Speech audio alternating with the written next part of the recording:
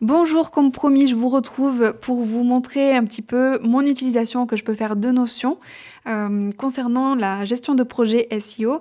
Au début, je voulais vous faire un article, mais je pense que ça va être plus pratique et plus sympa de vous montrer ça en vidéo. Donc, à savoir aussi que, évidemment, c'est pas juste pour faire des projets SEO, hein, on peut l'utiliser pour faire n'importe quelle gestion de projet, gestion de contenu. C'est vraiment à vous d'adapter Notion à vos besoins. Donc en fait, ce que je vais vous montrer, c'est plusieurs choses. Ici, on va avoir l'écran d'accueil où on va retrouver toutes les informations dont je vais avoir besoin au quotidien pour éviter d'aller sur tel onglet du navigateur ou tel fichier Excel, etc. Ensuite, le tableau de bord, ça c'est le fichier le plus important dans lequel on peut retrouver toutes les tâches de tous les clients. Ici, donc c'est la to-do list de la semaine. Et puis quelques bases de données qui sont assez intéressantes à avoir dans son Notion. Ici, on retrouve des outils et des ressources que j'utilise au quotidien. Il y en a d'autres, hein, mais du coup, voilà, on peut toutes les lister ici et cliquer directement sur les liens pour y avoir accès. Idem pour les plateformes de netlinking. Évidemment, il y en a beaucoup d'autres, donc voilà, là j'en ai mis que 3. Ici, moi, je fais ma veille SEO, donc je rassemble les liens que je peux trouver, les articles que je peux trouver sur Internet, en veillant de bien les sélectionner, parce que il y en a beaucoup, donc on peut pas tout lire, donc voilà. Et ici, voilà, pourquoi pas mettre des idées de projet, parce que je sais que les SEO ont beaucoup d'idées de projet au quotidien.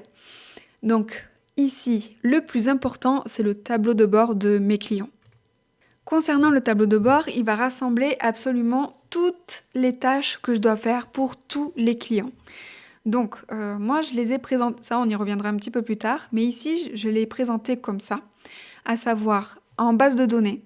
Donc ça, c'est un tableau, c'est une base de données. Donc vous pouvez mettre autant de clients que vous souhaitez. Et j'ai tout simplement mis les tâches que je dois faire, l'état de la tâche, ce que je dois faire si, voilà, les étapes intermédiaires ou les prochaines étapes, le type de prestation que c'est, et le mois à laquelle je dois faire cette tâche. Avant ça, moi, j'ai mis les prestations par exemple, qu'on doit faire pour un client donné. Ici, j'ai un budget, par exemple, de 1000 € de liens par mois. Je dois faire un cocon sémantique, faire la publication de tant d'articles par mois. Du coup, je prends ces prestations et je les remets ici et je mets les étapes intermédiaires quand il en faut. Donc voilà, et en fait ça, je le fais pour absolument tous les clients. Ici, par exemple, voilà, la prestation, c'est de faire un audit technique, une analyse des mots-clés. Je les ai remis ici, et avant, voilà, je dois fixer un rendez-vous client. Je dois fixer un rendez-vous avec le client pour présenter, par exemple, mon audit technique. Je dois le faire pour la première semaine de janvier. Je peux me mettre un rappel, voilà, etc. Dans Inbox, ce que je vais faire, c'est que des fois, je pense à des choses qu'il faut que je fasse et j'ai pas le temps, ou alors je pense à plein de choses qu'il faut que je fasse.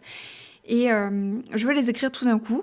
Donc là, par exemple, je me dis, il faut que je prenne contact avec le client, avec l'agence du client numéro 1 pour telle question. Donc je marque prendre contact avec client, avec agence client numéro 1. Je le marque là, je sais que c'est là, j'ai vidé ça de mon cerveau. Et ensuite, maintenant ou plus tard, je peux prendre la tâche et je peux le mettre là où il faut. Voilà. Et ça, c'est du one-shot. Et c'est à faire. Voilà, ça c'est vraiment l'utilisation que j'ai de la inbox. Là, en ce moment, je suis en train de tester les boutons template. Donc là, ils sont pas complètement finis. Mais là, par exemple, comme j'ai souvent des briefs à faire pour des clients, pour des rédacteurs, je me suis fait une page template où on peut retrouver toutes les informations nécessaires pour donner au rédacteur. Donc là, quand je clique ici, ça met un peu de temps des fois en fonction de la connexion. Et donc là, c'est le template de page de brief. Et là, il est un peu... il n'est pas optimisé, on peut plus l'optimiser que ça. Mais on retrouve l'objectif de ma page, le nombre de mots qu'il faut, le mot-clé principal, les mots-clés secondaires, la structure de la page, si on en a une à communiquer au rédacteur, les ressources qui sont utiles, et ne pas oublier, par exemple, les titles, la métadescription. Et ça, je peux mettre brief numéro 1 pour client numéro 1. ok. Qu'est-ce que j'ai fait? Non, je ne veux pas mettre de commentaires. Donc là, bon, j'ai rempli les informations et on le retrouve ici. Et ce que je peux faire, c'est, hop, je le mets ici et ça, il faut que j'envoie ce brief au rédacteur.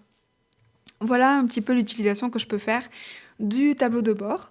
Donc pour moi, il est vraiment hyper pratique et je l'ai voulu le plus simple possible. Je ne veux pas rentrer trop dans des calculs ou quoi, parce que pour l'instant, personnellement, je ne les maîtrise pas. Donc voilà, tout simplement.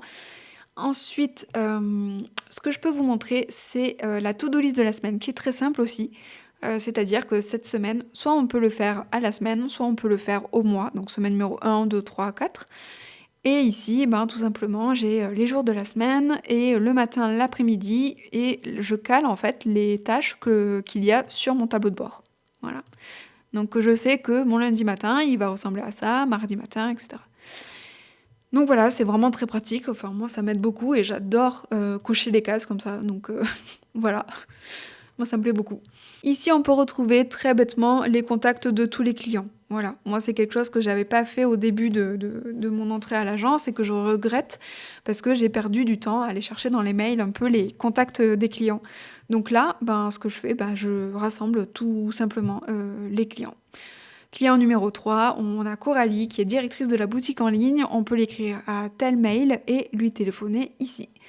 Voilà, et mettre son site si on veut. On peut mettre d'autres commentaires, n'est pas disponible pendant 2 semaines, etc. Donc voilà, c'est très très très simple. On pourrait faire des trucs encore plus compliqués, c'est-à-dire faire des relations entre les bases de données. Je vais pas vous montrer parce que tout simplement je maîtrise pas pour le moment, donc voilà. Ici, on peut retrouver les rédacteurs. Donc voilà, je ne l'ai pas rempli, mais aussi simplement que les clients, on peut mettre tous les contacts des rédacteurs et comment les contacter, est-ce qu'ils sont en contact direct sur des plateformes, etc. Ici, ce sont de simples liens. Donc un lien vers chaque outil, un lien vers chaque plateforme. Et ici, c'est aussi quelque chose de très utile, à savoir, donc quand il y a un article qui est intéressant sur le SEO ou sur n'importe quoi d'autre, je peux les rassembler dans Links Veille SEO. Donc là, on pourrait très bien juste mettre des URL, mais moi, ce que j'utilise, c'est l'extension Chrome ou Firefox. Et depuis l'extension, donc on se rend sur l'article en question, on active l'extension, et depuis l'extension, on peut rassembler tous les liens ici. Et ce qui est intéressant, c'est qu'on pourrait très bien juste mettre le lien, mais ici, ça rapatrie un peu l'article en entier. Donc voilà, je trouve ça très intéressant. Donc voilà, j'ai fait le tour un peu de mon utilisation que je peux avoir de Notion aujourd'hui. Évidemment, il va s'améliorer et évoluer surtout avec le temps. N'hésitez pas non plus à me partager, votre utilisation de Notion. Moi, ça peut me donner des idées et ça peut aussi donner des idées à d'autres SEO. Et je trouve ça vraiment très intéressant de partager des trucs comme ça. Je vais voir si je peux vous partager ces tableaux-là, parce que là, ce tableau, c'est vraiment... Je l'ai fait pour la vidéo. J'ai d'autres tableaux ici qui sont les vrais tableaux. Mais j'ai repris exactement les mêmes structures. Hein. C'est juste que j'ai enlevé le nom des clients. Donc voilà, là, j'ai fait le tour un petit peu de l'utilisation que je peux faire de Notion par rapport à la gestion de projet SEO. Il va évoluer avec le temps, c'est sûr, parce que là, c'est vraiment une utilisation un peu b.a.-ba que j'ai.